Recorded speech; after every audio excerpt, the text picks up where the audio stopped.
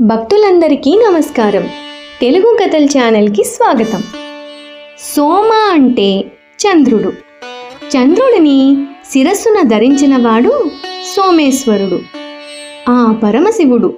అందుకే సోమవారం శివునికి అత్యంత ప్రీతిపాత్రమైన రోజు. అలాంటిది కార్తీక మాసంలో వచ్చే సోమవారాలకు మరింత విశిష్టత ఉంది. ఈరోజు చేసే స్నానం, దానం, ఉపవాసం అనంతమైన పుణ్యఫలాలను ఇస్తాయని పురాణాలు ఘోషిస్తున్నాయి. మరి కార్తీక మాసంలో చేసే పుణ్యకార్యాలు ఎలాంటి పాపాత్ములకైనా విముక్తిని ఎలా కలిగిస్తాయో చెప్పే ఒక అద్భుతమైన కథను ఈరోజు విందాం. పూర్వం దక్షిణ దేశంలో తత్వనిష్ఠుడు అనే మహావిద్వాంసుడు, గొప్ప తపస్శాలి అయిన బ్రాహ్మణుడు ఉండేవాడు. ఆయన ఒకనాడు తీర్థయాత్రలు చేస్తూ పితృదేవతలకు పిండ ప్రదానం చేయడానికి పవిత్ర గోదావరి తీరానికి బయలుదేరాడు. ఆ నదీ తీరంలో ఒక పెద్ద మర్రి చెట్టు మీద భయంకరమైన రూపాలతో 3 బ్రహ్మ రాక్షసులు నివసిస్తూ ఆ దారిన వెళ్లే వారిని భయభ్రాంతులకు గురి చేసి భక్షిస్తూ ఉండేవారు.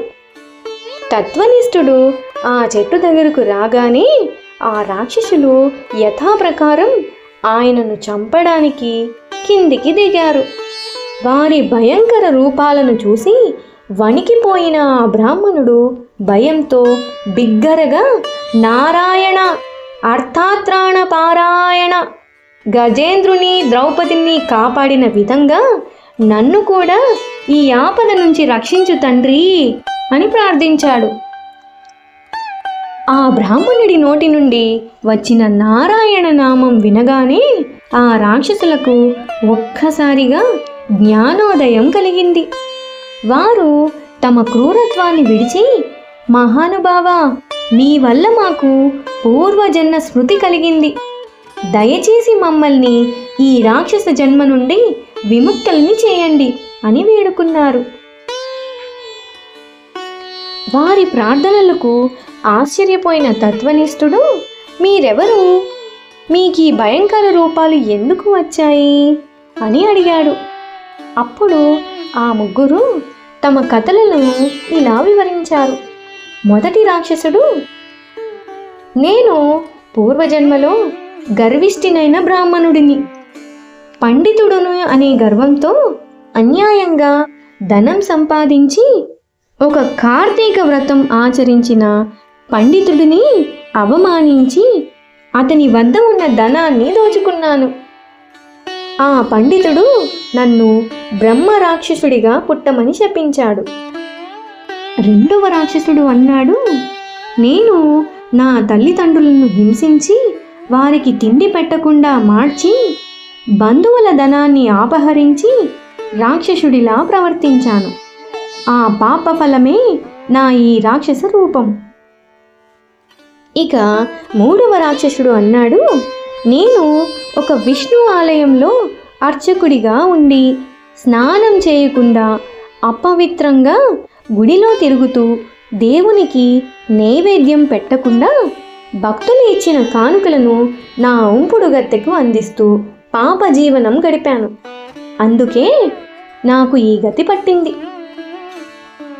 వారి దీనగాథలు విన్న తత్వనిష్ఠుడు వారిపై దయతలచి, భయపడకండి, మీకు విముక్తి కలిగిస్తాను అని చెప్పి గోదావరిలో స్నానం చేసి తాను ఆచరించిన కార్తీక వ్రత పుణ్యఫలాన్ని వారికి దారపోశాడు.